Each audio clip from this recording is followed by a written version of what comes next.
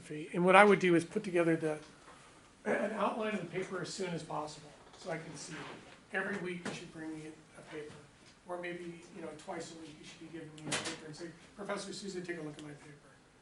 Professor Souza, take a look at my memos. Professor Souza, take a look at my memos. Take a look at my paper. Because how useful is a multiple choice exam in showing an employer what you can do? How useful is it? Zero. How useful is it to be able to show professionally written training memos in a research paper that you did in your class? Very useful. So here's basically the outline, and I would start putting the paper together now. If you don't know how to do it, or you have some problems, go to the Writing Center.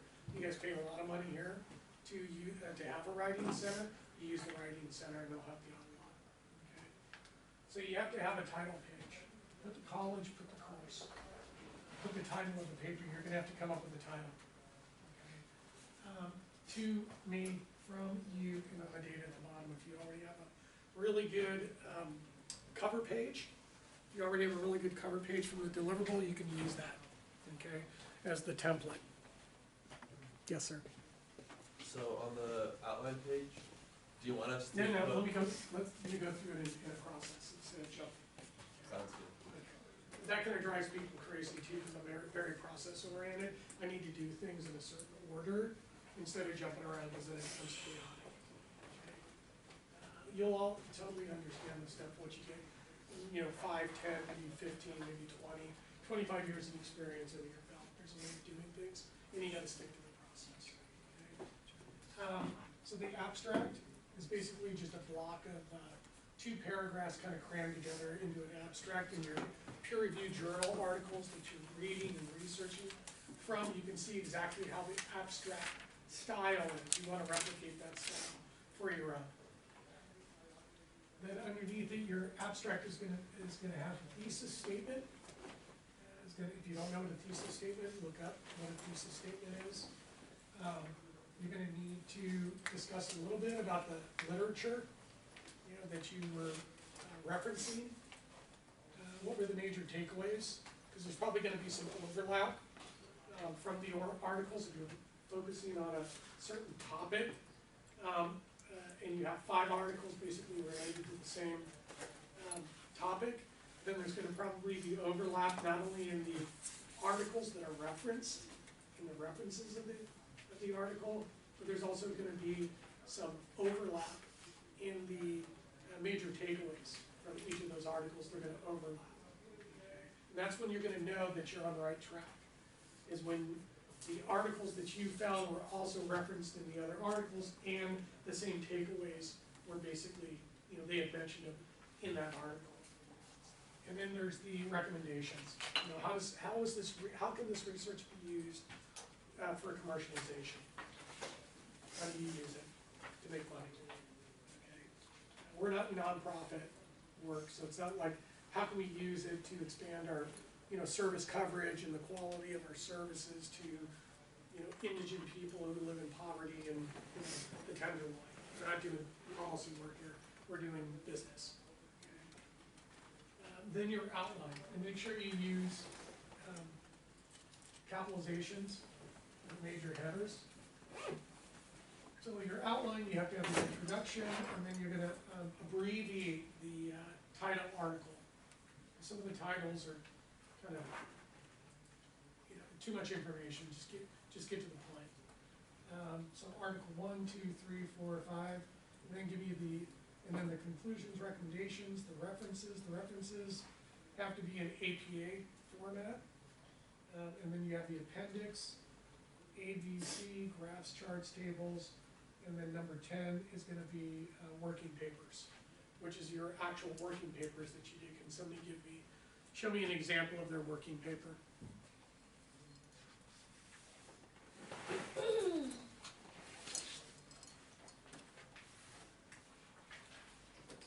Yeah, exactly like that. So those are going to be the working papers. So you're going to have 5 of those. Okay, all right, and then it's going to be a small I and then 2 small I's right here on these pages because they're not part of the document. Okay. then your paper's gonna start, you're gonna have the title of the paper, you're gonna have the introduction, then you're gonna have the first article title, should be abbreviated. So once you just use the title for now, and that'll help you edit it, okay? Then the summary, the data, methodology and statistical models, the significant variables, the results from the research, and your recommendations on how to commercialize the research, okay? And then basically you replicate it, 4 more times after you've done the first one. So once you do the first one, you can copy it and then paste it as the second, boom, boom, boom, so you have a nice format. Can I ask a question? Yeah. And sorry to say that, I mean, between the articles, you have to have a transitionary sentence, okay, that ties the sections together. So I'll give you a second.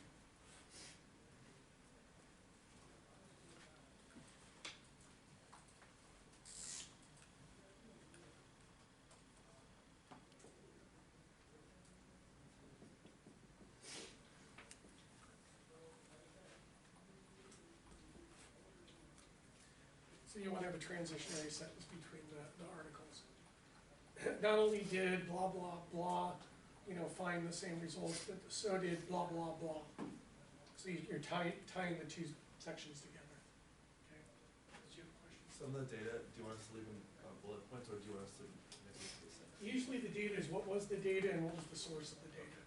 Okay? You can do it in bullets or a table, it'd be cool. Okay. Then I would have like a sentence above the table that says the majority of the data came from government sources, between the time period of X and Y. Date, below in table 1.1 illustrates the actual data and the source of the data. And then boom. So the transitionary sentences are really important to tie the paper together. Okay. And then once you've done all of the articles, then you're gonna list the references of the 5, and then you may have other references that you wanna reference also. Because you may have read other articles, maybe you got into this, doing the research and you found like 5 articles, but you read like 3 more, but these were the 5 that you used for the paper. You can list some other seminal articles or other articles. In there, I wouldn't have more than 20, okay, or just 1 page of citations, don't go to 2 pages, okay. And then the next page after this in caps is appendix, okay. And then the appendix is gonna be made up of graphs and charts. So I would have a cover page that says graphs and charts, in upper lowercase, not in caps. And then tables, and then working papers, and then have your working papers in there, and then have your resume for that, because they're gonna wanna know who did this research. Okay. Any questions on the format of the paper? Yes, sir. Do we have a cover page for the working papers? This is really the cover page right here, and then you have then just put the unstaple the 5 working papers that you have, so that you can, you're gonna wanna try to staple the whole thing together. I would keep for now, I would keep the working papers stapled together, and then just clip the whole thing together. Okay, because that's really the last piece in here, so that can be loose. Okay, that can be loose. Okay. What's the difference between the abstract and the introduction? The abstract basically it's actually the same, but it's a little bit different, it's more condensed. Okay. The abstract's more condensed. Yeah, I would use the introduction, the conclusion, and the abstract as the same for now. And then as you write the paper, you're probably gonna go back and you're gonna probably edit the abstract, the introduction, the conclusion, as you start to read through your paper over and over and over again. Right? I mean, I read my dissertation, I don't know, it was like 365 pages, I read it like 15 times. Before I published it. I still found like 2-3 mistakes in it, which drove me crazy.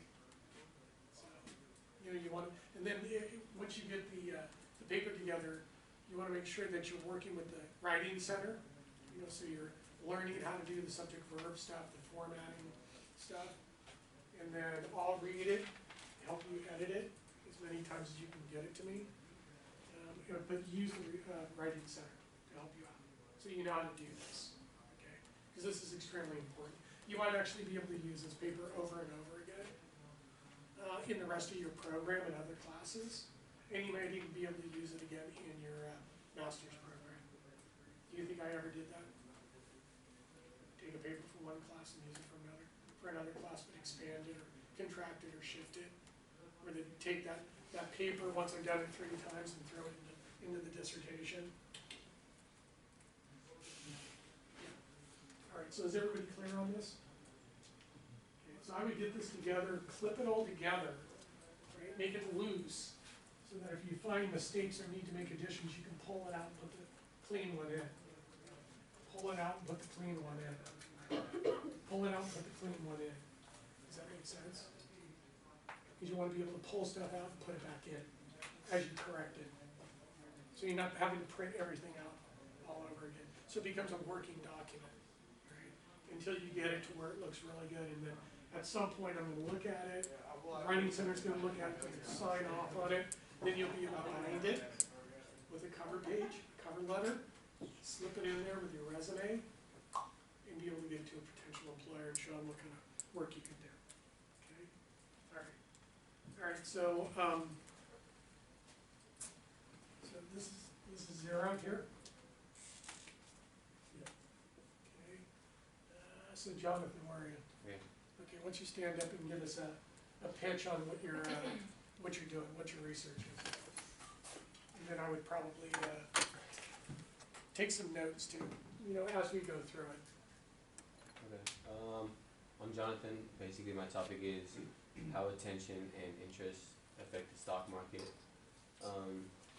Just basically like how employers and consumers, how their attention and how the attention of their peers affects the stock market as a whole for them and for everyone else. So I would change the topic to, I would change the title. Attention and interest effects on stock market. Is it stock market prices or liquidity, or is it on the prices, or is it on the prices? That's it. Okay. So you want to make sure that you use this outline over here.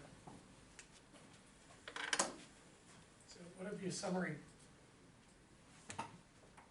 Attention and interest effects. Are you finding enough articles on it? Mm-hmm. Good. And then what's the data? The methodology and stats, significant variables, the results, major takeaways, and then how would you use it to trade stocks? Okay. Do you think trading brokerage firms would use something like this? Yeah. Hedge funds, Mm-hmm. private equity firms, Mm-hmm. public firms. Okay, Neil, what is this? What are we doing? So, I'm doing my research paper on how interest rates affect the price of the different asset classes. Like if interest rates rise, is asset class going to rise or fall with it? And that's pretty much it. Okay. That's a good one, there's a lot of literature. So effective interest rate.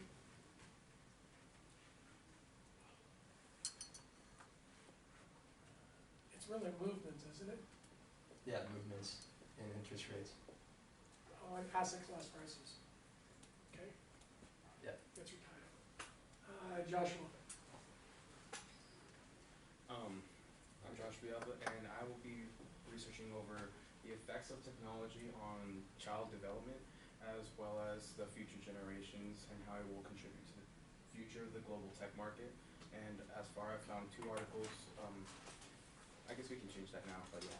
I found 2 articles, one by Apple, the other one by this management firm, and they're talking about how childhood development is no longer restraining technology for educational purposes, and how Apple is targeting iPads and some of their products to kids specifically. So, yeah.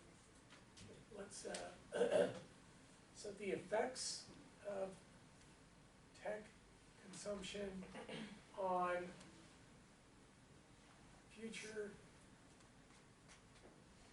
generation, is it behaviors or the buying of technology? I was going in with the idea of buying of technology, but So it's not behavior, the effect, literature behavioral is effects? describing behavioral effects. I would stick to that. Stick to behavioral effects? Yeah. Alright, so behavioral effects and how that The effects of influences the technology consumption on future generation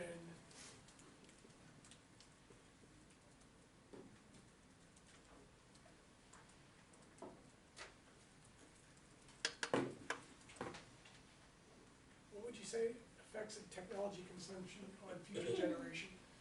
Future generational I would say generational behavior? yeah.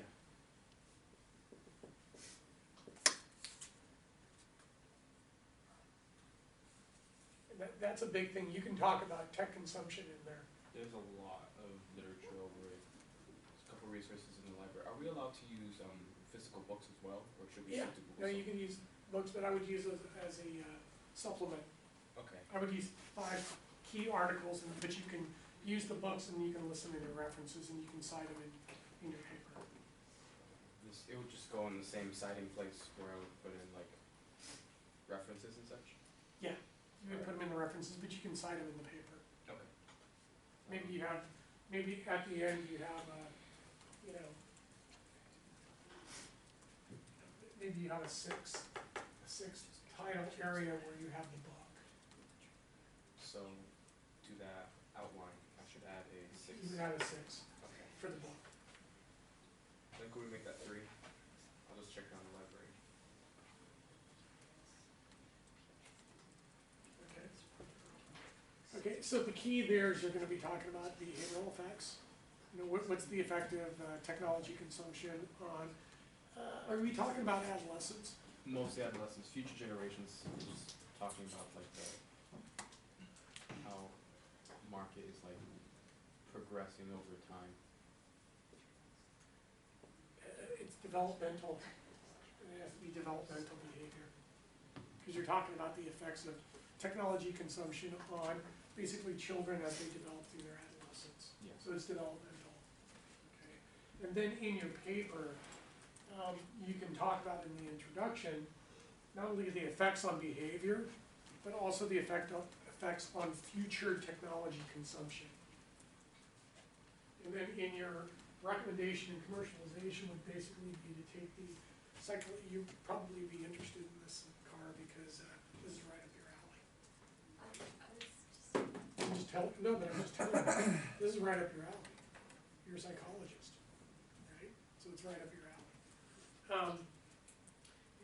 The recommendations in commercialization would be, now that you understand, the effects of technology on developmental behavior, how companies could use that to increase the sales of their technologies. I know it sounds insidious.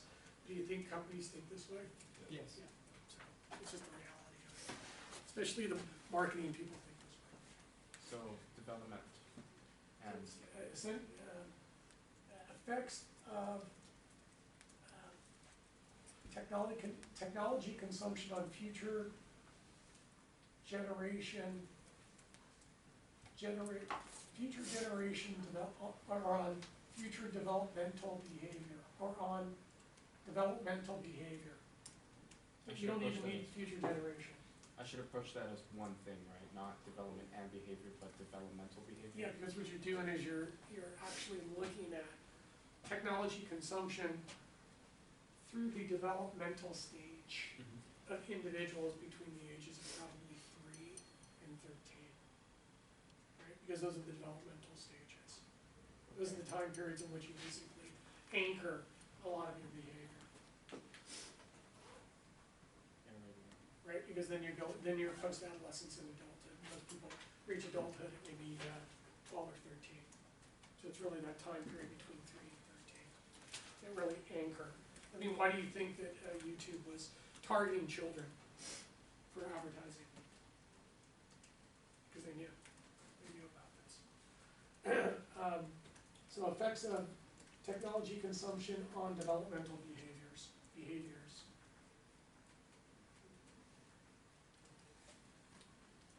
And then the commercialization will be how do you use the knowledge, the understanding, of basically addiction, right? In conditioned response using Skinner and Albert Bandura out of Stanford.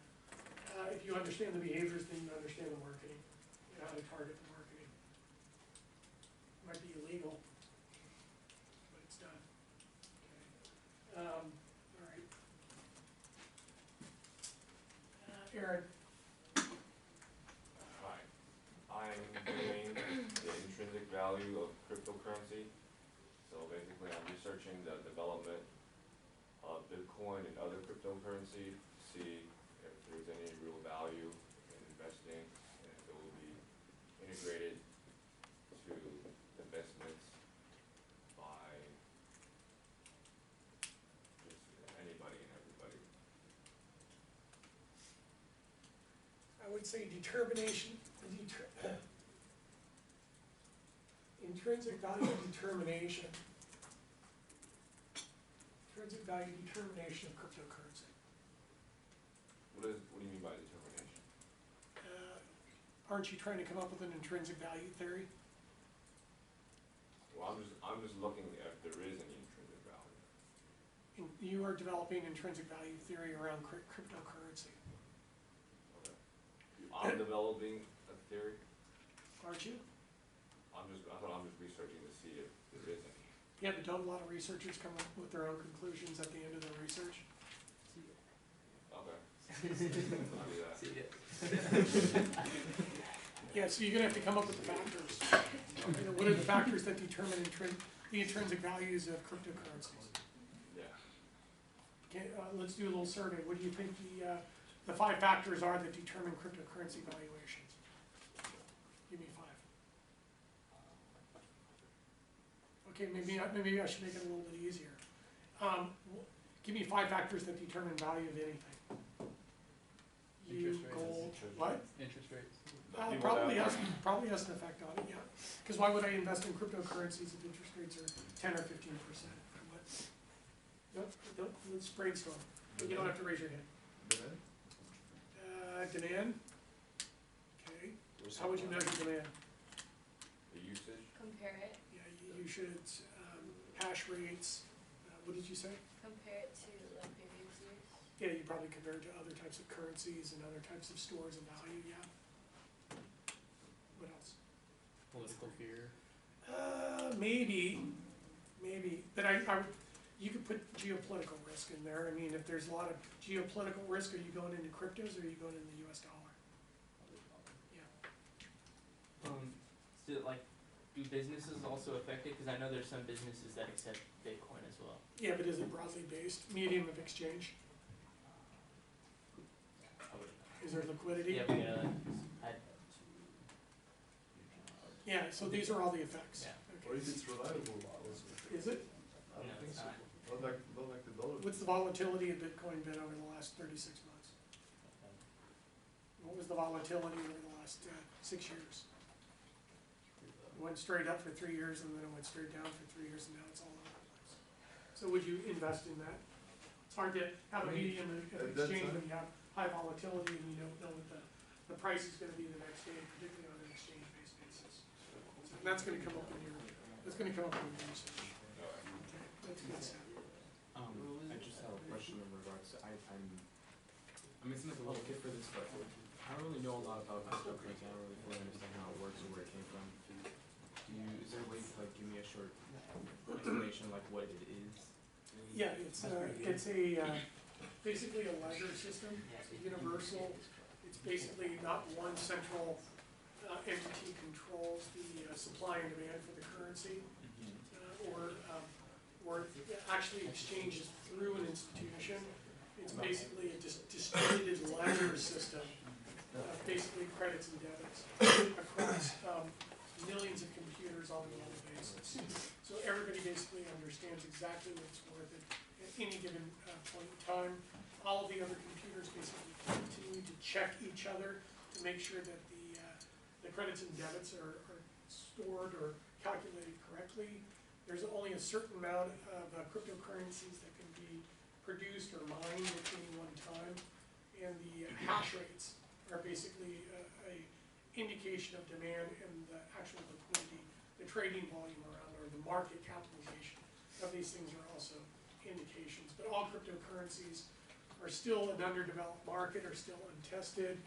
And then Bitcoin and Ethereum are probably the biggest two, along with some other cryptocurrencies, but they're all highly correlated to Bitcoin.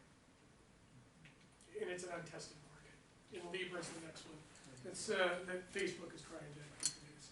It'll probably take you a few months to figure out the whole thing behind cryptos, if you're interested in it. I just love to know more. Yeah, you should, read up on it. Okay, what else? Cheryl, So mine is the effect of equity you rate. gotta stand up.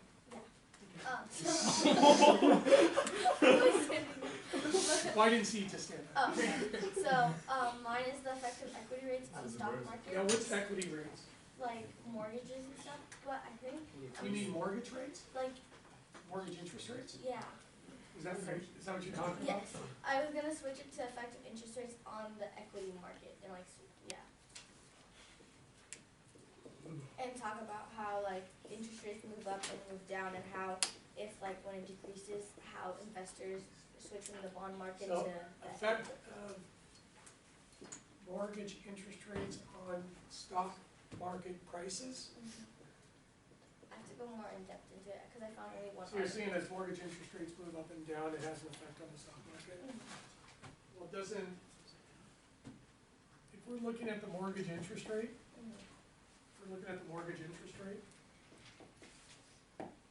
do you know what the mortgage interest rate is?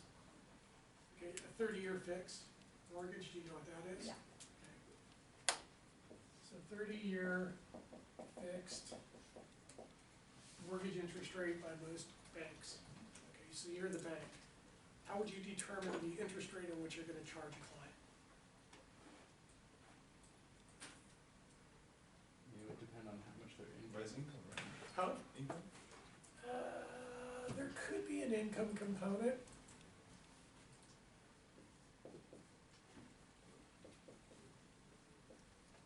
This is the risk premium. So if the person has low income, higher risk, right? Higher income, lower risk. Okay, what else?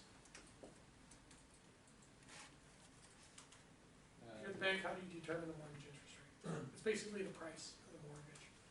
Interest rates are price of cost of capital. Value of whatever house they're buying. The collateral, Yeah.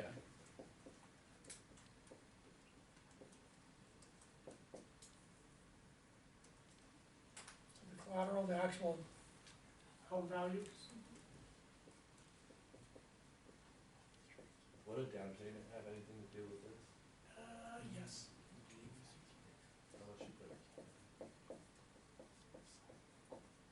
How much the price gonna rise? We can put that in right here.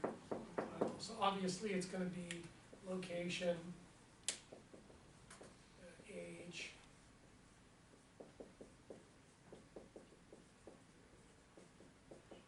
functionality of the home, layout, location, age, functionality, maybe price trends, schools. Those are all factors that would be underneath. Security. You got the down payment. Okay, what else? Give me one more. What does the Fisher effect calculate?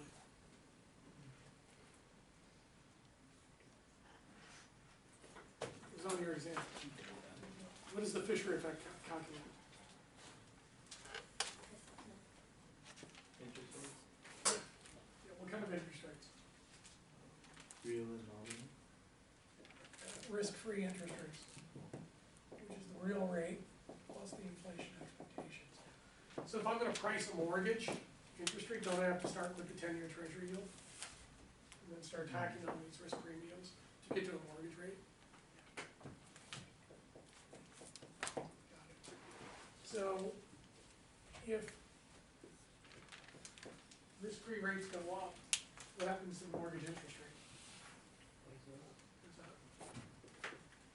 And if I'm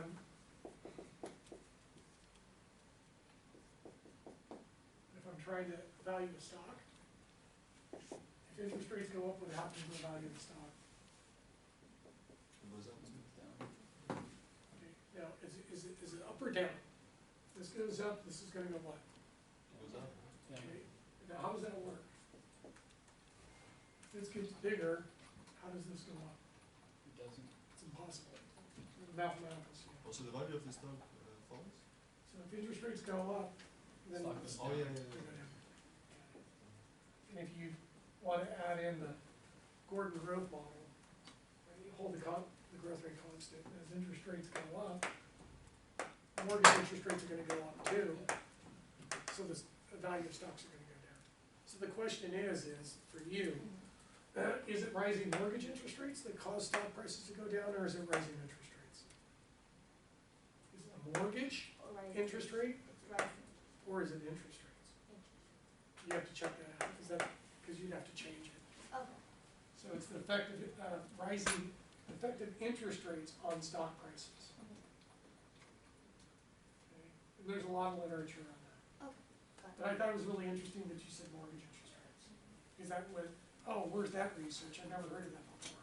So if you can do mortgage interest rates, that'd be a little bit more interesting. Okay, but there's gonna be a correlation, causation, right? If this goes up, this is gonna go up. This doesn't go up. This doesn't cause interest rates to go up. It's the other way around. This causes this. This doesn't cause this. Okay. So if you can find something on the mortgage interest rate effects on the stock market, that would be really interesting. Okay. And then Josh, So I'm gonna be talking about the real estate market for the Bay Area and the, are we talking residential or commercial? residential, and how, basically the next generation of home buyers can maximize their investment through, either fixing up homes or just buying the newer houses, whether it be with cash only or doing, mortgage rates.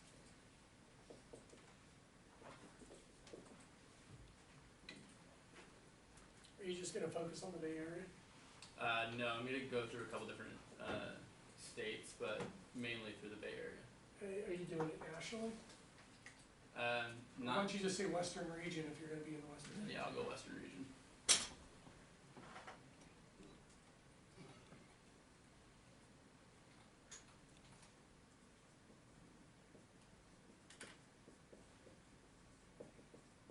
Okay, so it's really residential, residential real estate investment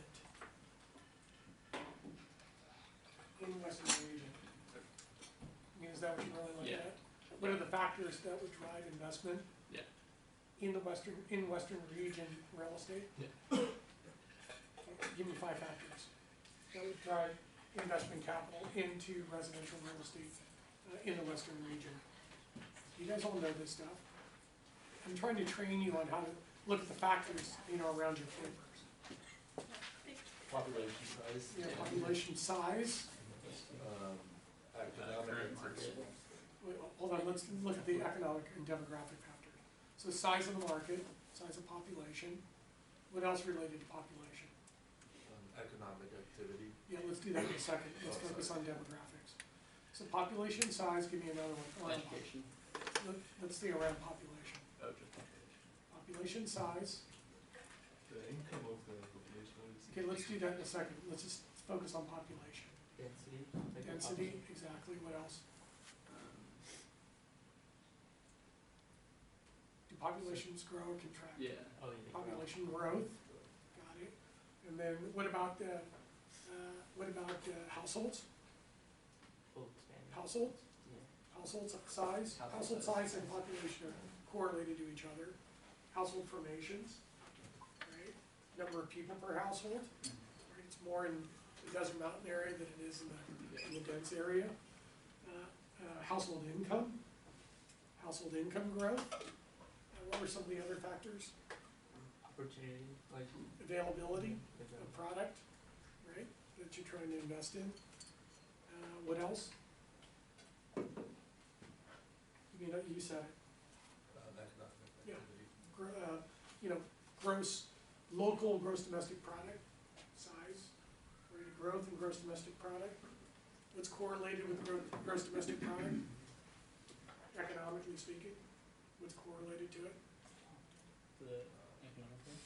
Yeah, we got GDP, gross domestic product, size, growth. The demand structure. Yeah, but what drives demand for residential housing? Supply does not drive demand. No. If the economy grows, what else goes with it? Income. Prices. Well, you guys are, you're going right to the end. You're not taking through the logic.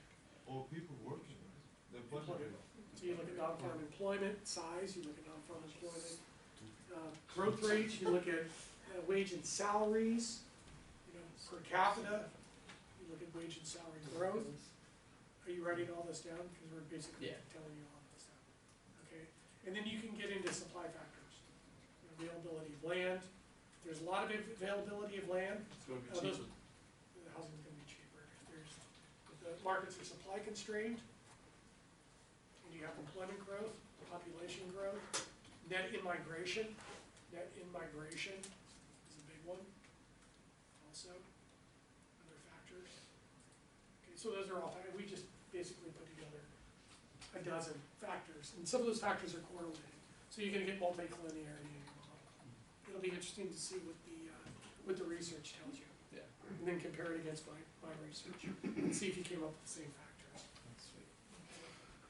Alright, so that's Josh. Now, is there any one given market you're more interested in? You could actually do, you know, like some supply constrained markets and some commodity markets. So you're looking at basically Las Vegas and Phoenix compared to the Bay Area and LA. So you could even do a panel study, a case study across different markets categorized. You know, what are the factors that are driving investment in commodity markets compared to infill markets? Commodity markets would be Phoenix, Albuquerque, Las Vegas, supply constrained markets, LA, Bay Area, maybe Seattle. So you could do it as a case study, Okay. which would be interesting, because the variables are gonna be the same but slightly different between the different markets. Okay, but there's gonna be an overlap, all right? And if you look at the national studies on this, they may drill into geographies, but there's a lot of people at USC, at the Lusk Center, and at Berkeley and the Fisher Center, that have done a ton of research around this. And maybe University of Seattle, okay, if you wanna do that, and ASU, Arizona State, okay, and UNLV, University of Las Vegas, yeah. Alright, Akash? I'm basically doing my research on the structural decomposition analysis of the driving factors of energy use and before and after the financial crisis. Is that really the demarcation period? Is that it wasn't the oil crises of the, late '70s or? And it was, my article mostly talks about like the, So you're 9 years in? Guangdong and China, the province of China. Now, when you say energy decomposition, are you talking about substitution? Just energy.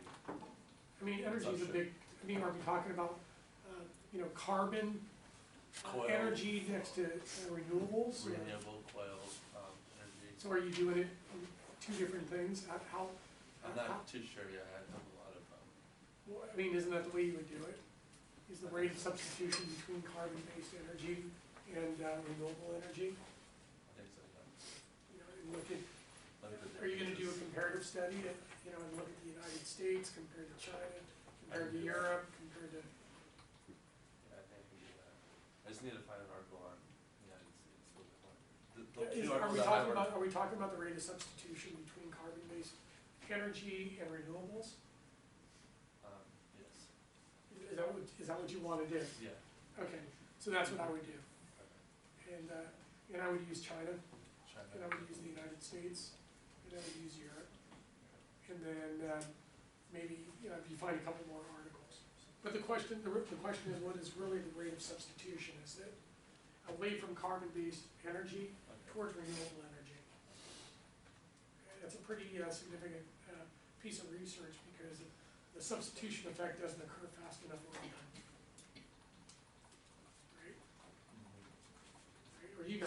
be dead in like less than 20 years, but, you know, in 30 years. Well, 30 years, dude, 40 years at the rate, you know, of global warming, We'll all be dead.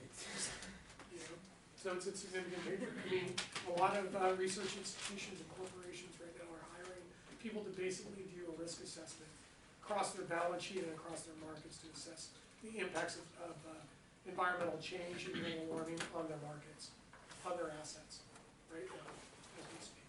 So it's a very contemporary piece. You might want to look at Stanford's done a lot of research, I'm sure Berkeley's done a lot of research too. Okay, but if that, is that what you want to do? I just want to make sure. No, that's what Okay. So you can work with us, you can work with me on that. I'll help you with that. But if you get some of the articles, I can look through them with you. All right. Yeah, so I was planning to do my research paper about the impact of oil.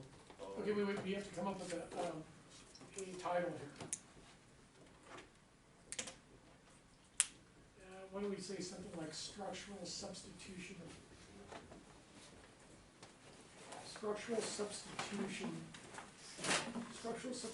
effects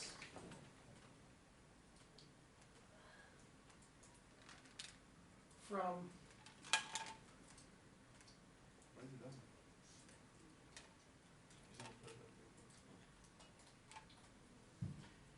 something like, you want to write this down.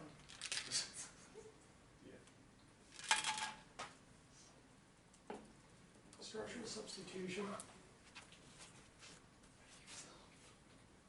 from carbon-based to renewable, from carbon, I got it. from carbon-based to renewable energy Got it. consumption, something like that. We'll rework it. Okay? Look, you guys both got structural analysis. Okay, come on. So I was thinking about doing a research paper about the impact of oil on international trade, looking especially on like countries like Saudi Arabia or Russia who are export countries for oil, and comparing them to Germany or the United States who rely on the import of oil, and how this all affects the international trade.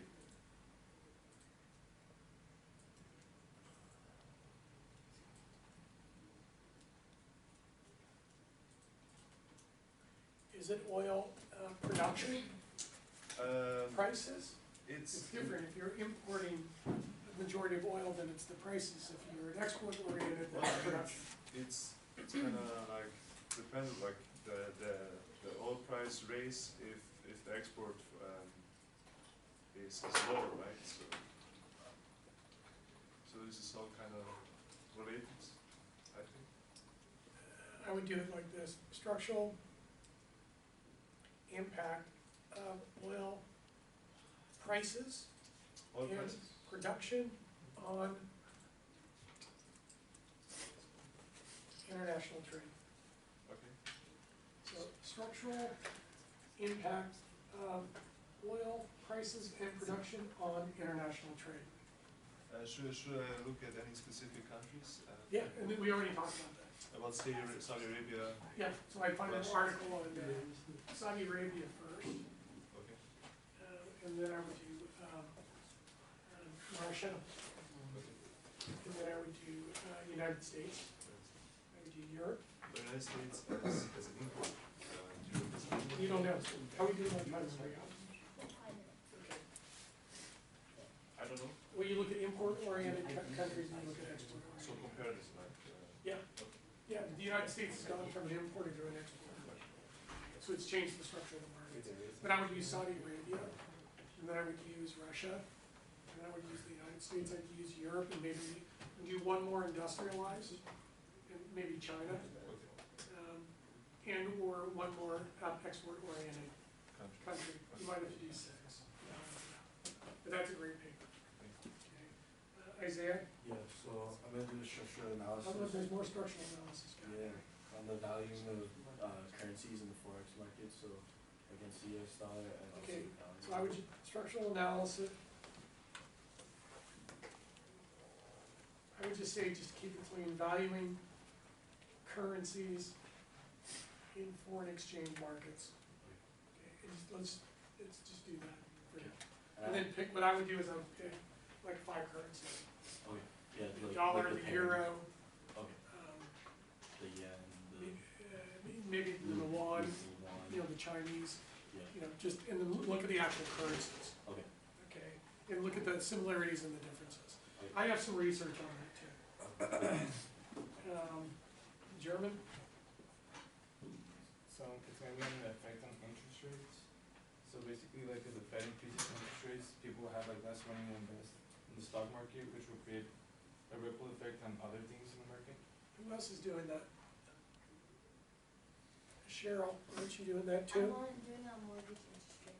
Oh, you're gonna do it on mortgage? Mm-hmm. Okay.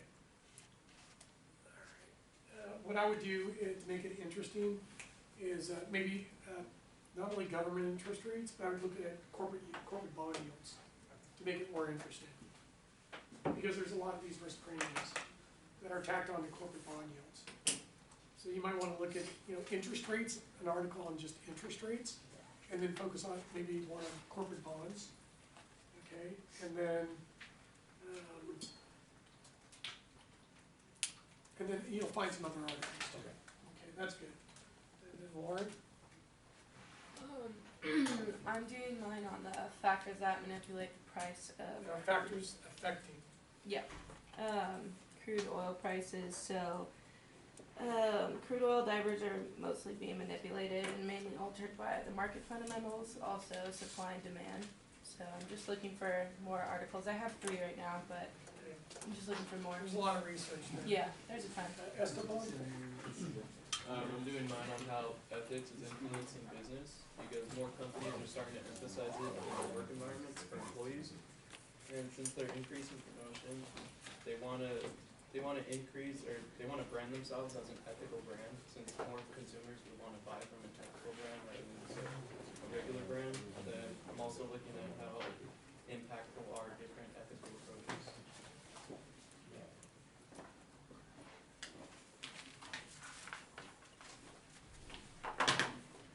What I would do, business ethics effect on enterprise values and stock prices. These are related to each other. But again, does business ethics have an effect on enterprise value and the stock price? The answer should be yes. So what are those factors? Okay, Tara? I'm doing psychological influences on microeconomics. So that's a big subject. It is? Yeah. How many articles have you done? And what kind of psychological influences are we I talking had a about? question about that, so I was gonna say after class. Are we talking about, you know, are you talking about individuals? So my first What I would do is I would do psychological influences on some market.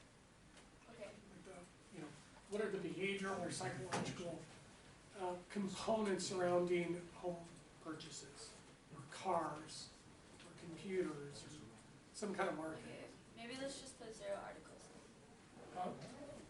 Because What have you found already? my first article is about how the crash of 2007 or 8 affected people. Okay, that's a good it's one. opposite, yeah? Yeah. So you could say, you know, psychological effects from financial crisis. So what are the psychological effects But I from don't think I financial can crisis? find 5 articles on You might be able to. Let's start with that, and then from the articles, you might find other articles that could drive you in a direction for your research. So it's really, what you're getting on is the before and after the financial crisis. What were the behavioral states of the, let's say, the consumers or the investors, and how did they change pre and post financial crisis? And how long do those effects last? That would be really interesting. That's behavioral economics, that's what you're getting into. That's a really cool subject. There should be some literature on that. Okay? Do you also by any chance have some articles? Yeah. All right, guys. I'm excited for you. These are some great topics. Thank you. All right, thank you. Have a good day. Sorry, take care.